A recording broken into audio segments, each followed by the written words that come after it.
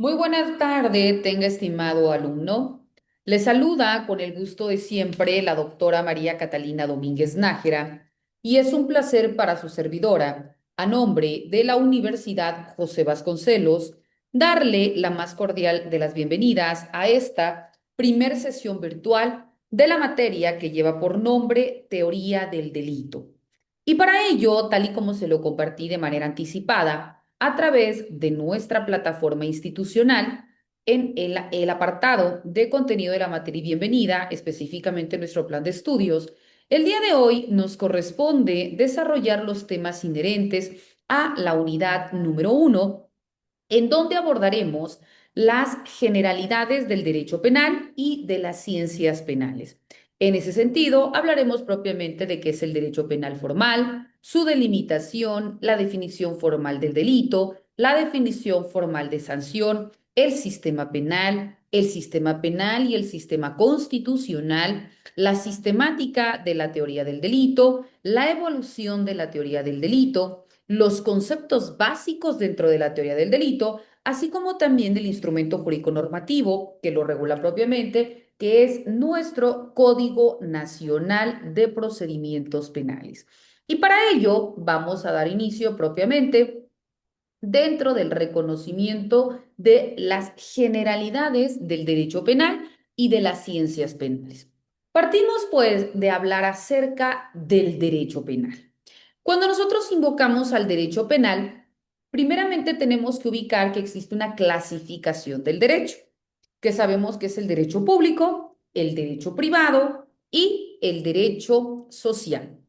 Cuando hablamos propiamente del derecho penal, este se ubica dentro del derecho público. ¿Por qué? Porque vemos que existe una participación o bien una intervención del Estado, en donde de manera activa tiene una participación porque es aquel que va a solucionar todos aquellos acontecimientos, hechos o litis que las partes sometan a su consideración y que precisamente mediante la solución de los conflictos, pues se busque prevalecer el orden o la paz social, ¿verdad? Entonces, dicho esto, vamos a aludir a que el derecho penal es este conjunto de normas jurídicas a través de las cuales el Estado va a definir primeramente a la conducta o las conductas, porque recordemos que la conducta como primer elemento del delito es aquella que se puede materializar por una acción o bien por una omisión, ¿verdad? Entonces, esta conducta o estas omisiones,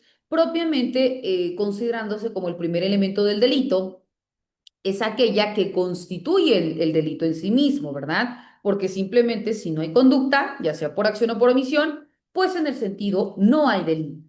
De igual manera, a consecuencia de la conducta proporcional a la falta cometida, pues se impondrán las penas o bien las medidas de seguridad para sancionar a quienes incurran en la comisión de conductas constitutivas de delito. De igual manera, es importante aludir que existe el derecho penal sustantivo. Cuando hablamos del derecho penal sustantivo, es este conjunto de normas que van a definir propiamente a los delitos, a las penas y a la aplicación de estas. Dentro de la legislación aplicable en el derecho penal sustantivo, vemos que en nuestro territorio mexicano se aplica el Código Penal Federal, existen los códigos penales para cada una de las entidades federativas y también existen otro tipo de legislaciones que van a tener una participación o aplicación en la materia. Cuando hagamos referencia o invoquemos nuestro Código Nacional, es decir, nuestro Código Penal Federal, es aquel que va a tener injerencia dentro de toda la República. Y vamos a hacer mención o vamos a citar este cuando hablemos de delitos que sean del orden federal, porque recordemos que hay delitos del fuero común y hay delitos del fuero federal, ¿verdad? Entonces, en delitos de fuero federal, son estos delitos que se inicien, que se preparen o que se cometan en el extranjero cuando produzcan o se pretenda que produzcan efectos en todo el territorio de la República. También sobre delitos que se inicien, que se preparen o que se cometan en el extranjero, siempre que un tratado vinculativo para México prevea la obligación de extraditar o bien de juzgar y que sea bajo ciertas condiciones bajo las cuales no se extradite al probable responsable del país que lo haya requerido, y también por delitos cometidos en los consulados mexicanos o en contra de su personal. Esto cuando no hubieran sido juzgados en el país en donde los cometieron. Ahora, cuando hablemos de los delitos del fuero común, son aquellos que van a tener una regulación dentro de los códigos penales estatales y por tanto se aplicarán a los delitos que dentro de estos códigos pues vayan a regularse y que luego entonces se cometan dentro de los límites territoriales dentro del estado en donde se aplique este tipo de códigos, ¿verdad? O en su defecto, cuando hablemos de delitos que se inicien o se cometan en un estado distinto o en la Ciudad de México, cuando se traten de delitos permanentes o continuados que sigan cometiéndose dentro del estado que en un momento dado se haya tratado, ¿verdad? En estos códigos se establecerán pues disposiciones que tengan una definición del delito, del que se trate, claro está, una descripción de la conducta o bien de las omisiones que constituyan los delitos. De igual manera, deberá comprender las penas o medidas de seguridad y los sujetos que intervienen en la comisión del delito. De igual manera, deberá comprenderse la responsabilidad penal, las causas de exclusión del delito, la tentativa, la reincidencia y todos aquellos que de manera específica pues vayan a considerarse necesarios para que no vaya a existir alguna situación de vulneración del bien jurídico tutelado de alguna de las partes, ¿no? Ya sea la de la víctima o del inculpado. Ahora bien, en el mismo sentido, al hablar también del derecho penal, como decíamos, es este conjunto de normas jurídicas del Estado que definen los delitos y que también establecen las penas y medidas de seguridad que sean atribuibles a la conducta desplegada. En tanto que las ciencias penales, porque estamos hablando del derecho penal y las ciencias penales, en tanto que al hablar de las ciencias penales, abarcan un conjunto más amplio de disciplinas como pueden ser la sociología, la psicología, entre otras, que son aquellas que estudian al delito, que estudian al delincuente, que estudian a las penas, ¿verdad? Desde distintas perspectivas para poder facilitar la labor del sistema judicial. Dentro de estas, tanto el derecho penal como las ciencias penales tienen un fin en específico, que es proteger los bienes jurídicos de la sociedad, que es también establecer limitaciones al poder del Estado y lo fundamental, que es garantizar los derechos individuales de las personas.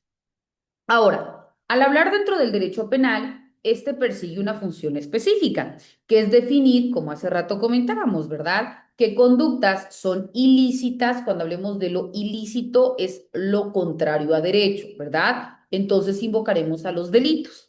Y al hablar de delitos, pues claro está, por efecto cadena, hablaremos de las sanciones a las cuales van a ser atribuibles en base a las conductas desplegadas que cada conducta es distinta dependiendo del resultado material.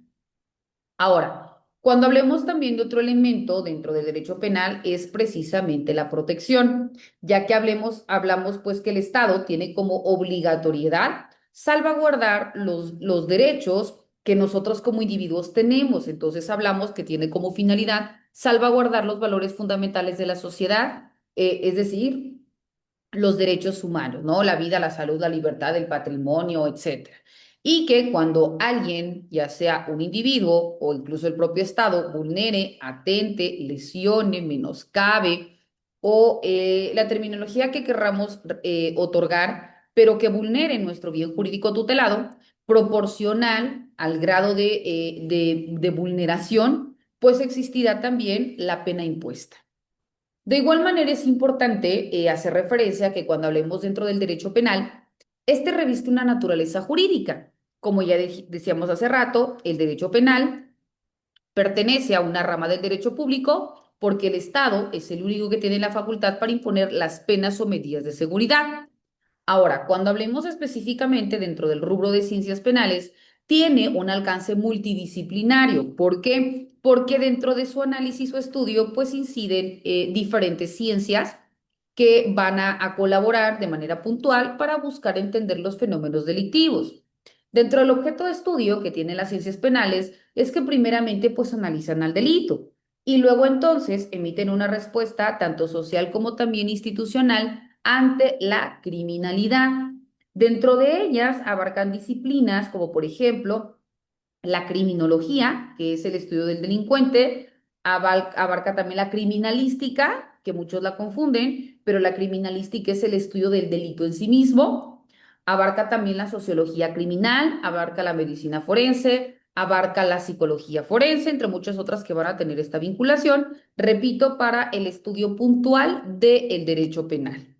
Dentro de los objetivos de las ciencias penales, pues otorgan, ¿verdad?, a este sistema judicial un conocimiento mucho más profundo, mucho más minucioso, más detallado acerca de todos aquellos actos delictivos que van a facilitar la aplicación de la justicia y que también van a realizar una implementación de las medidas que sean mucho más efectivas, ¿no? Porque vamos a saber qué lo ocasionó, qué factores existen, la vinculación que existe entre la conducta y el resultado, la intención del delincuente, el grado de afectación a la víctima, etcétera, ¿no? Ahora, vemos que ambas se complementan, por tanto existe una relación entre el derecho penal y las ciencias penales.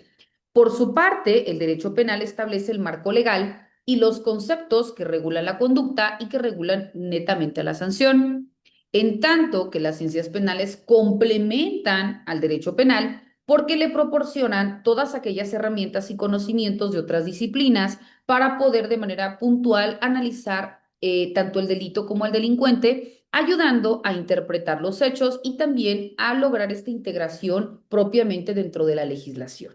Ahora, cuando hablamos dentro de los elementos que materializan al derecho penal, pues ya dijimos, ¿no? El derecho penal es aquel que va a regular todas aquellas conductas constitutivas de delito, que son todas aquellas cuestiones que el individuo realiza mediante una acción o omisión, pero que genera un resultado, y este resultado vulnera o atenta contra el bien jurídico tutelado de las personas y que por tanto la ley señala como delito.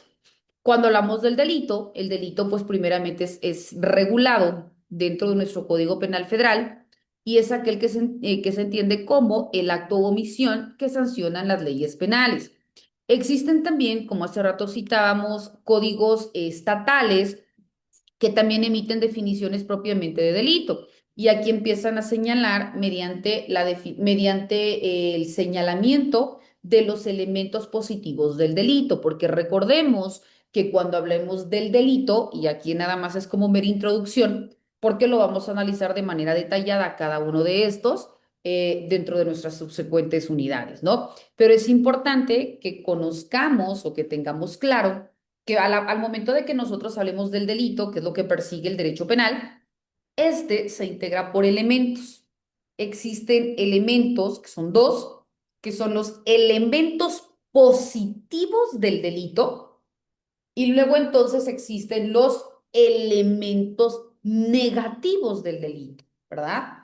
Dentro de los elementos positivos del delito existen diferentes doctrinas o corrientes que hablan acerca de la doctrina heptatónica, la doctrina, bueno, infinidad. La más completa es la doctrina heptatónica del delito, es decir, la doctrina de los 7 elementos positivos, ¿no? Hay unas que te manejan 4, otras te manejan 5, etcétera, ¿no? Que es la conducta típica de jurídica culpable, punible, imputable y que está sometida a condiciones objetivas de punibilidad. Cada una de estas, que son los elementos positivos del delito, es decir, al momento que hay un delito, entonces se empieza a identificar si reúnen estos elementos. Y si reúnen estos elementos, pues entonces estamos invocando que en efecto hay un delito y ahora vamos a ver cuál es el tipo penal. Porque recordemos que el tipo es de manera literal el nombre, llamémosle en otras palabras, el nombre del delito. Pero cuando hablamos de derecho penal, se denomina como tipo penal, ¿verdad? Robo, violación, secuestro, estupro, fraude, violación, riña, etcétera, ¿no? Tipo penal. Cuando hablamos de la tipicidad, es el encuadramiento de la conducta al tipo, es decir, la definición del delito. Por ejemplo, el tipo penal, robo. La tipicidad, al que se apodere de una cosa ajena, mueble sin derecho y sin consentimiento del que legalmente lo tenga para ejercerlo. Se le impondrá una pena de tanto a tanto y una tal, tal, tal. Ah, ok. Te narra el delito, te indica la pena, medida de seguridad, y luego entonces complementa los elementos. Pero repito, lo vamos a ir viendo más adelante. Pero también existen los elementos negativos del delito. Por ejemplo, si hablas de la conducta, el elemento positivo, su elemento negativo será ausencia de conducta.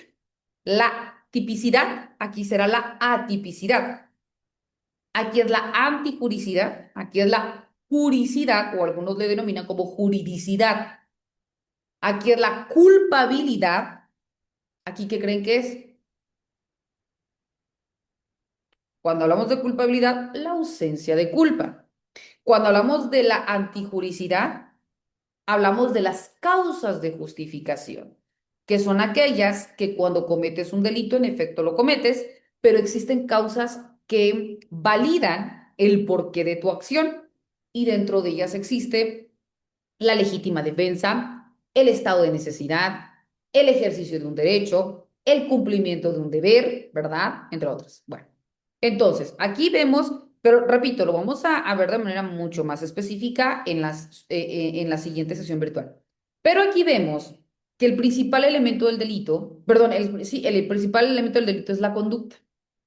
Si no hay conducta, aunque hayan todos los demás elementos, simplemente no hay delito, ¿verdad? Entonces, al existir la conducta, ya empezaremos a identificar la existencia de los otros elementos. Entonces, repito, esta validación dentro de los códigos estatales, algunos señalan o definen al delito como la conducta típica, antijurídica y culpable. Nada más nos mencionan tres elementos a la cuales le atribuyen legalmente una o varias penas.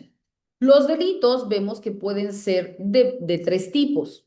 Los delitos pueden ser instantáneos, por su propia naturaleza, permanentes o continuados. Vamos a indicar en qué consiste cada uno de estos.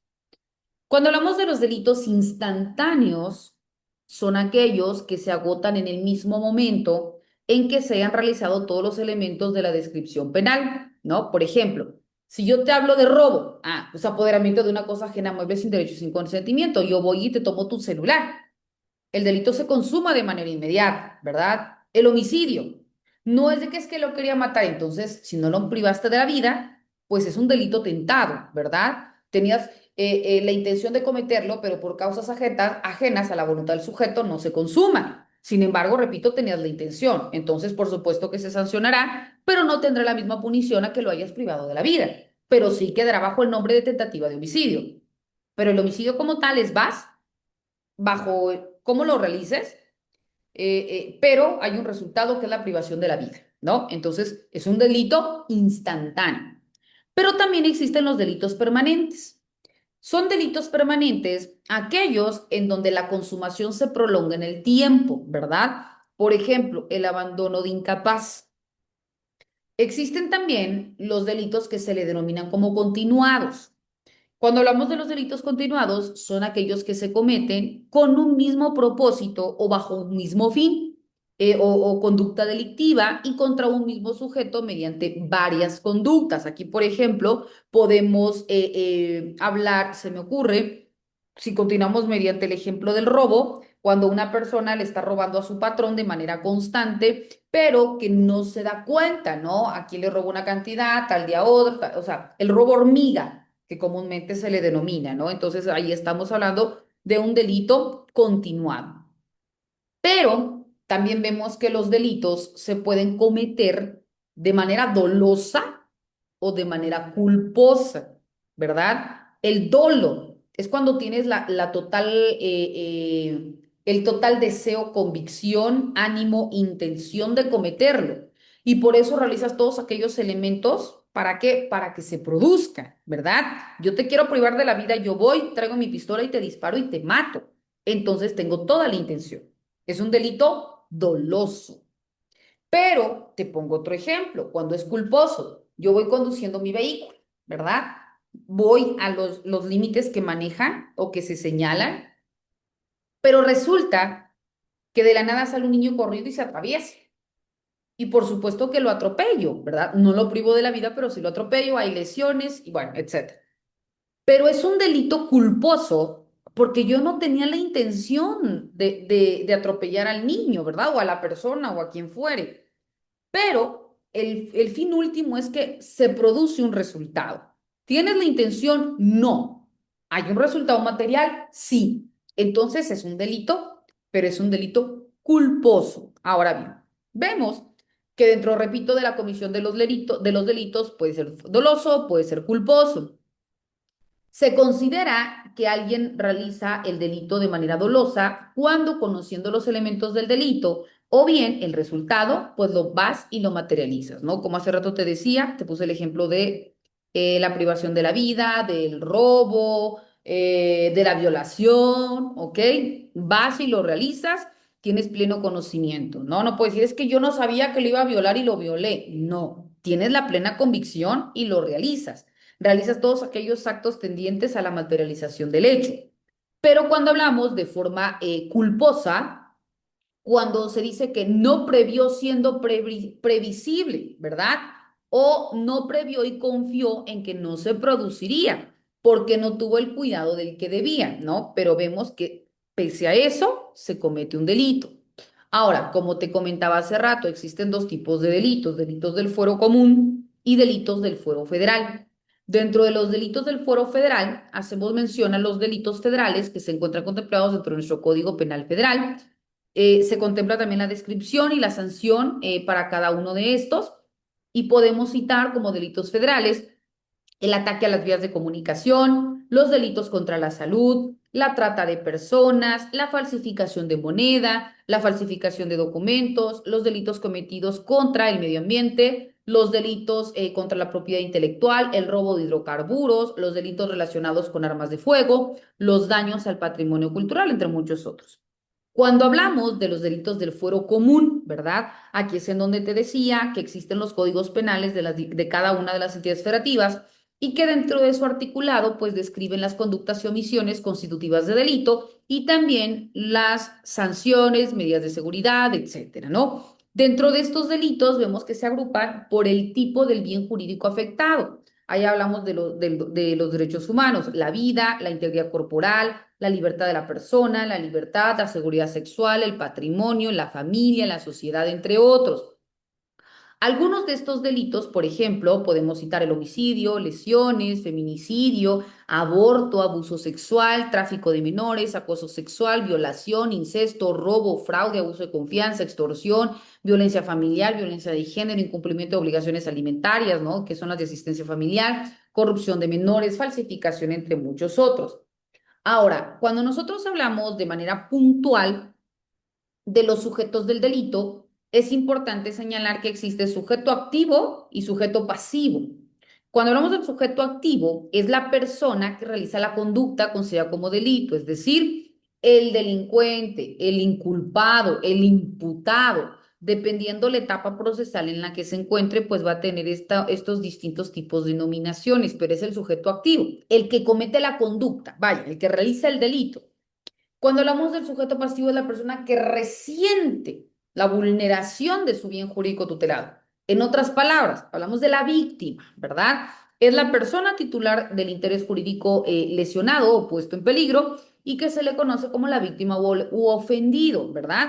Entonces, ahí estamos hablando pues de estos dos tipos de sujetos que se encuentran dentro del delito. Otro de los elementos que también es importantísimo que nosotros tengamos bien identificado, que forman parte del derecho penal, es propiamente la responsabilidad penal. La responsabilidad penal es la consecuencia jurídica que deriva de la comisión de un delito, ya que es bien sabido que quien comete un delito, pues es propiamente responsable de querer cometerlo. Pero para que exista esta responsabilidad penal, pueden existir, no es obligatorio que existan todos, pero dependiendo el delito, la naturaleza dentro de su comisión, las personas que participaron, el tipo de participación, pues también van teniendo diferente tipo de nominación y por ende distinto tipo de responsabilidad penal. Existen los que preparan la realización de un delito, que se le conoce como autor material. Existe la persona que realiza perdón, cuando hablamos de la persona que prepara la realización del delito, es el autor intelectual, es decir, quien piensa, quien maquina, quien determina las estrategias para consumarlo, es el autor intelectual. La persona que realiza la comisión del delito es el autor material, por su nombre lo indica, ¿no? Quien materializa el hecho. Existen también los que realizan el delito de forma conjunta, que existe el partícipe, el copartícipe, etcétera. Existen los que llevan a cabo el delito valiéndose de otro, los que determinan solamente o inciden a otro en que lo cometan, los que dolosamente prestan ayuda a otro para que cometan el delito. De igual manera, los que con posterioridad o a su ejecución auxilien al que lo cometió en el cumplimiento de una promesa anterior al delito. De igual manera, los que sin acuerdo previo tengan algún tipo de participación en la comisión de un delito cuando no se pueda precisar el resultado que cada uno lo produjo. Entonces, en cualquiera de estos supuestos, entrarán bajo la responsabilidad de autoría o participación de un delito y tendrán una responsabilidad en la medida en que tuvieron su injerencia, es decir, en razón a su propia culpabilidad. Ahora, existe lo que te decía, la imputabilidad, es decir, qué sujetos son imputables, a qué sujetos se les puede sancionar porque tienen el pleno uso de sus facultades mentales, se encuentran en la edad, es decir, mayores de 18 años, entonces entienden el alcance de sus actos y por tanto tendrán que responder ante las penas que se impongan. Inimputabilidad, es decir, sujetos inimputables. Ahorita vamos a indicar que son todos aquellos que no tengan la capacidad para poder entender el alcance de sus hechos, porque puedan presentar algún trastorno mental o bien desarrollar un desarrollo intelectual retardado. Entonces, la autoridad, obviamente, no nada más porque lo manifiesten, lo considera, ¿no? Entonces, el juez deberá, a través de pruebas y dictámenes periciales, valorar el grado de inimputabilidad y en base a ello imponer las penas y medidas de seguridad que el caso en específico pues te esté demandando, ¿verdad? Cuando hablamos regreso dentro de la imputabilidad, las doctrinas y los diferentes códigos penales estatales señalan que penalmente es imputable quien al momento de realizar un delito tiene la capacidad de comprender el alcance de sus actos y a sabiendas realiza la conducta constitutiva de delito, ¿verdad? Entonces es un sujeto imputable.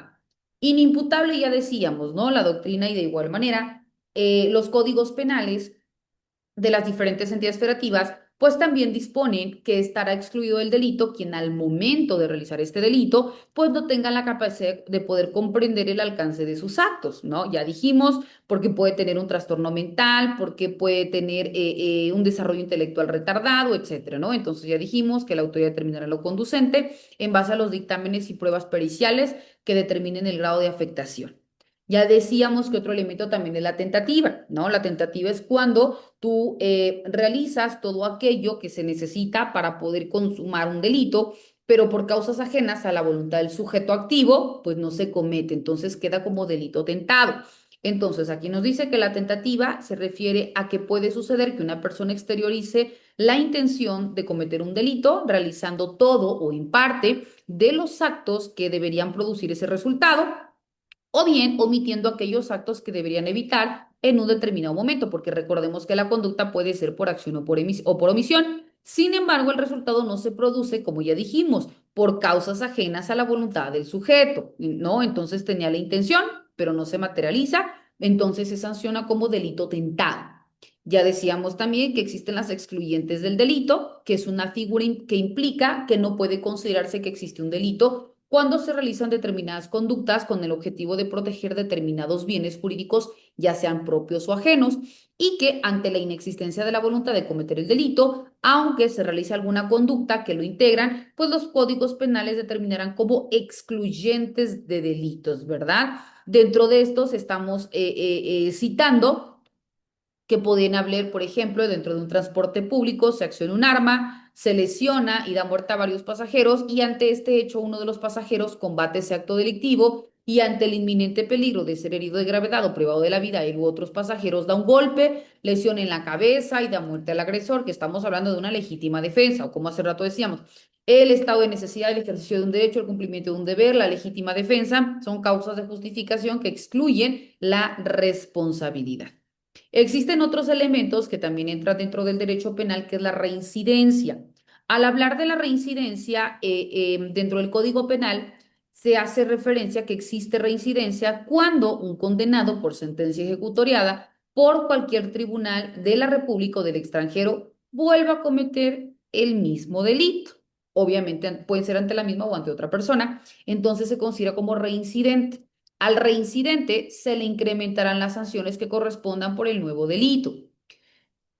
Bueno, cuando hablamos ahora de otro elemento que son las penas y medidas de seguridad, estas son las consecuencias jurídicas del delito y su objetivo fundamental precisamente pues es que exista una readaptación, una resocialización, una rehabilitación, una reinserción o bien una regeneración del delincuente sentenciado.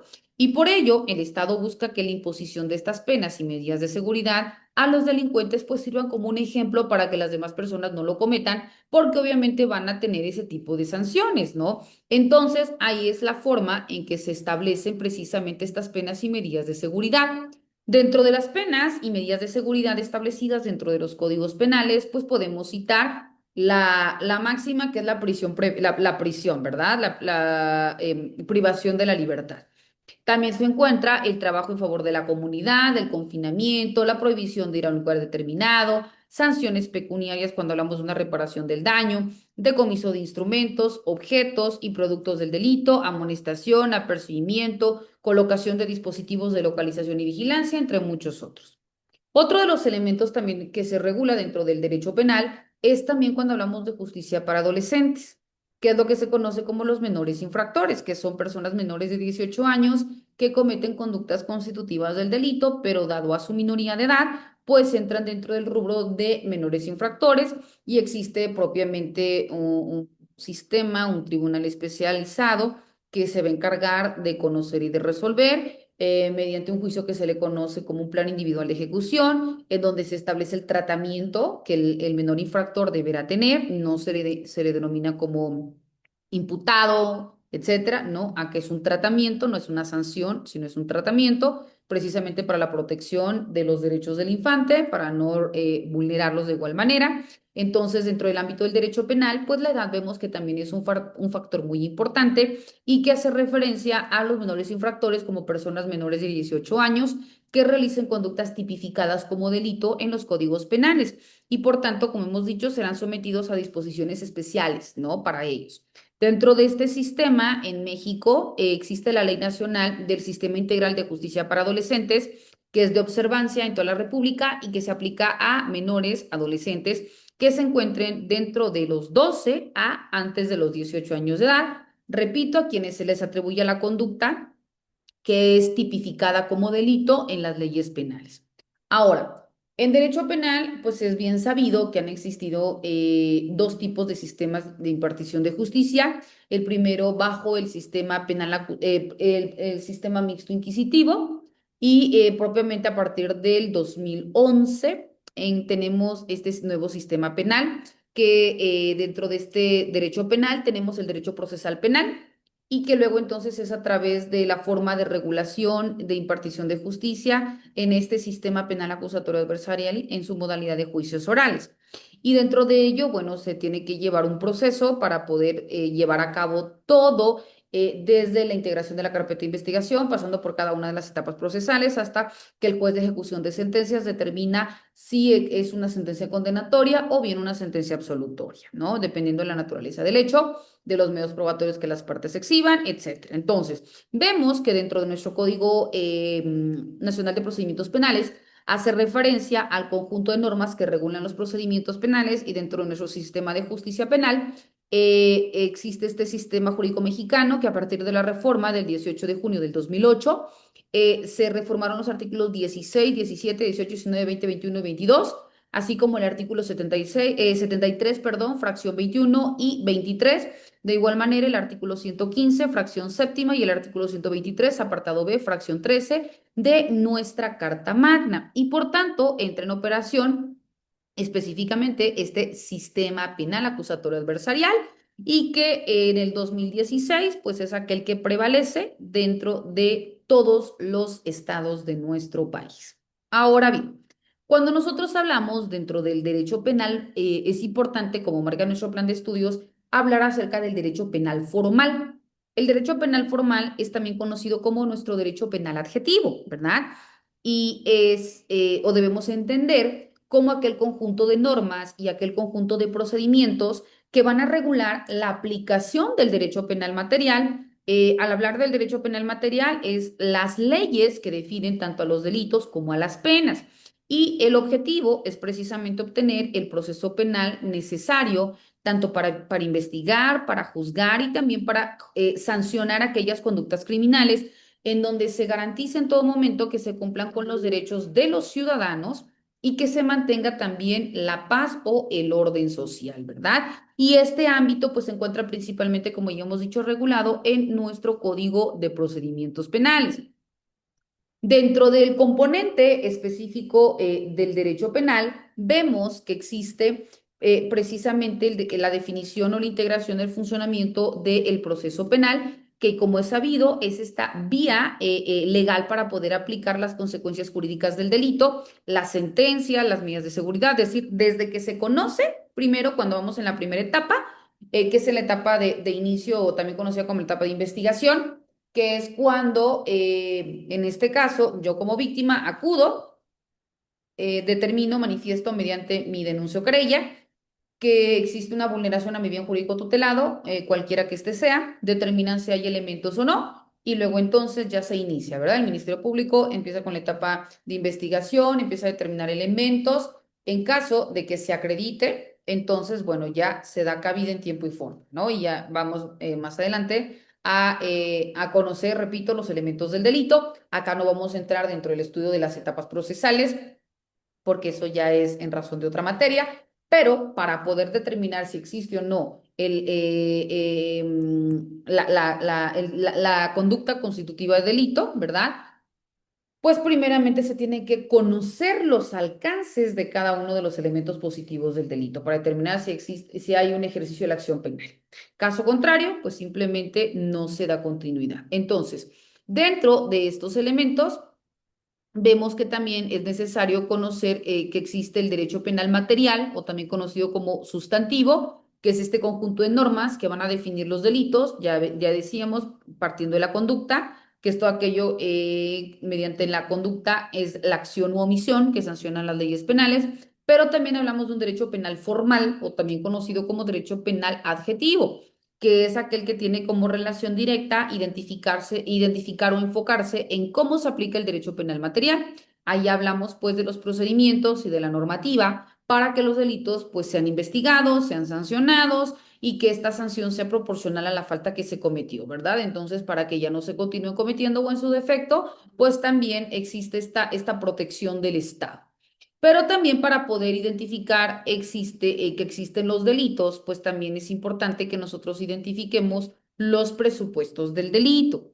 Al hablar de los presupuestos del delito, bueno, son aquellos elementos que se necesitan específicamente sí o sí mediante los requisitos de fondo en cuanto a un cumplimiento, los requisitos de fondo y los requisitos de forma para que estos puedan operar, ya que caso contrario simplemente no proceden. Más adelante también indicaremos en qué consiste. Ahora, cuando hablamos de la definición formal del delito, el delito es este comportamiento humano que es mediante una acción o omisión que es contraria a la ley penal y que luego entonces es perjudicial para la sociedad y por ello se castiga con una sanción específicamente señalada por el Estado y regulada dentro de un instrumento jurídico normativo. Para que una conducta sea considerada como delito, pues debe cumplir con características específicas. Debe ser típica, es decir, debe estar descrita en la ley, el tipo penal. Debe ser antijurídica, es decir, debe ser contraria a derecho. Debe ser culpable, es decir, que se puede atribuir a una persona o se le puede imputar a una persona. Debe ser también imputable, es decir, la persona que lo comete debe tener esta capacidad para poder entender el alcance de sus actos y a sabiendas lo materializa. Ahora, cuando nosotros hablamos dentro de estos elementos, también hay un tema que nos marca nuestro plan de estudios, que es hablar de la definición formal de sanción. La sanción es formalmente la pena o el castigo que se le impone a quien infringe una ley, ¿verdad? Es decir, a quien vulnera lo que la ley te prohíbe, porque recordemos que la norma jurídica es imperativo atributiva. Al mismo tiempo que te confiero derechos, te impongo obligaciones. Pero en materia penal, todo aquello que la ley te dice no lo hagas y a sabiendas lo realizas, pues obviamente genera un resultado mediante una vulneración o detrimento al bien jurídico tutelado de un tercero, ya sea la vida, la salud, la libertad del patrimonio, etcétera, ¿no? Entonces, proporcional al grado de afectación o de lesión, pues también va a existir una sanción y que esta podrá agravarse dependiendo de las circunstancias de las atenuantes o agravantes de responsabilidad, que también entra dentro de los elementos positivos del delito. Entonces, esta sanción también puede ser la autorización o la aprobación solemne de una ley por una ley competente, un mal o una consecuencia adversa que derive de un error o en una falta. Es importante también que nosotros indiquemos, porque lo marca el plan de estudios, hablar del sistema penal. De manera genérica, el sistema penal es este conjunto de normas, pero también de instituciones que se encargan de investigar, de procesar y de sancionar los delitos, buscando en todo momento proteger los derechos de las víctimas y también ponderando el principio de presunción de inocencia. Dentro de nuestro país vemos que se pasa del sistema penal tradicional o conocido como mixto inquisitivo y se pasa a otro que es oral, que es este sistema penal acusatorio adversarial y que se rige por el principio de presunción de inocencia, garantía del debido proceso, ¿no? Y que se basa en tres etapas, que es la de etapa de investigación, la etapa intermedia y la etapa de juicio oral. Dentro de de nuestro sistema penal, pues también existen características específicas. Aquí les vamos a citar de manera genérica y repito, y más adelante vamos a hablar de manera específica. Primero habla de que es un proceso oral y público, ¿no? Por supuesto, hay elementos que por su propia especial naturaleza deberán y podrán ofertarse de manera escrita, pero claro está, deberán ratificarse, deberán defenderse, etcétera, a través de la oralidad, ¿no? Dentro de este proceso oral y público, las audiencias sabemos que deberán ser públicas de igual manera, salvo que aquellas que por su naturaleza deban ser a puertas cerradas, como por ejemplo en delitos de menores, cuando estemos hablando de servidores públicos o en alguna circunstancia que pueda generar una afectación en demasía a la ciudadanía. Entonces, repito, bajo estas especificidades, pues obviamente no se podrá realizar de manera pública. Entonces, estas audiencias, caso contrario, deberán ser públicas, tienen esta forma eminentemente oral y que permiten a la comunidad observar las actuaciones de los jueces y los abogados. Se debe regir en todo momento por el principio de presunción de inocencia, porque, como ya hemos dicho, toda persona es inocente hasta que se le demuestre lo contrario, ¿verdad? Y el juez lo determine mediante una sentencia. De igual manera, se deberá ponderar el principio de la garantía del debido proceso, ya que todas las personas tienen el derecho a un proceso justo, a que exista un juez imparcial y que exista el respeto a sus derechos humanos, ¿verdad? Después, otro de los elementos a tomar en cuenta es la protección a las víctimas. ¿Por qué? Porque se busca dar prioridad a la reparación del daño de las víctimas y también a fortalecer el acceso a la justicia. De igual manera, se basa en el principio de contradicción. ¿Por qué? Porque el MP y la defensa son aquellos que tienen la posibilidad la oportunidad, perdón, de presentar y también de poder debatir pruebas ante el juez. Decíamos que el sistema penal se integra por diferentes etapas, que es la etapa inicial, ¿no? Que es esta etapa de inicial o conocida como etapa de investigación, que a su vez se subdivide en dos, que es la inicial y la complementaria. Luego entonces encontramos a la etapa intermedia y la etapa de juicio oral. En la etapa de investigación es cuando el Ministerio Público, con ayuda de la policía, porque recordemos que nuestro Código Nacional de Procedimientos Penales también nos indica quiénes son los sujetos procesales y también nos indica quiénes son los sujetos procesales y sus auxiliares.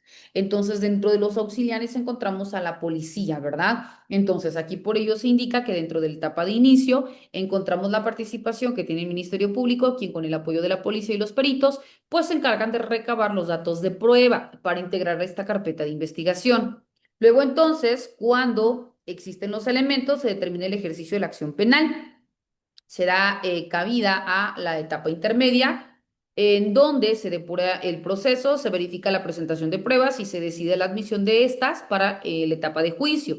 Y en la etapa de juicio oral, que es la tercera y última etapa, es en donde se desahogan las pruebas en una audiencia pública y el tribunal de enjuiciamiento determina si se demuestra la culpabilidad del acusado o, en su defecto, la responsabilidad, ¿verdad? Ahora, cuando nosotros hablamos también de manera específica del sistema penal y el sistema constitucional, también es otro de los temas importantes porque el sistema penal debidamente se encuentra permitido a través de este sistema constitucional. El sistema constitucional establece los derechos fundamentales y las reglas para el sistema penal, en donde se garantiza que el sistema penal respete las garantías individuales, que son los derechos humanos, propiamente los derechos tanto de la víctima como del inculpado, mientras busca sancionar todas aquellas conductas constitutivas como delitos.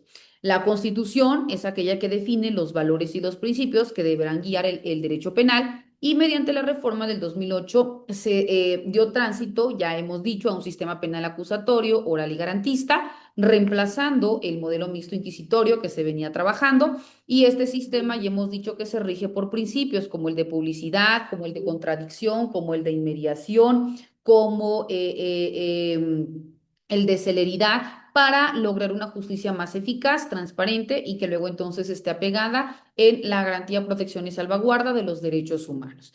Bueno, estimado alumno, vemos que se nos ha ido muy rápido nuestra sesión del día de hoy. Hablar del derecho penal es mucho, muy extenso. Si Dios lo permite, nos vamos a ver la siguiente semana para poder continuar analizando y debatiendo estos elementos. Y ante cualquier duda o comentario, como siempre, estoy a sus órdenes. Tenga usted excelente noche. Bendiciones. Hasta pronto.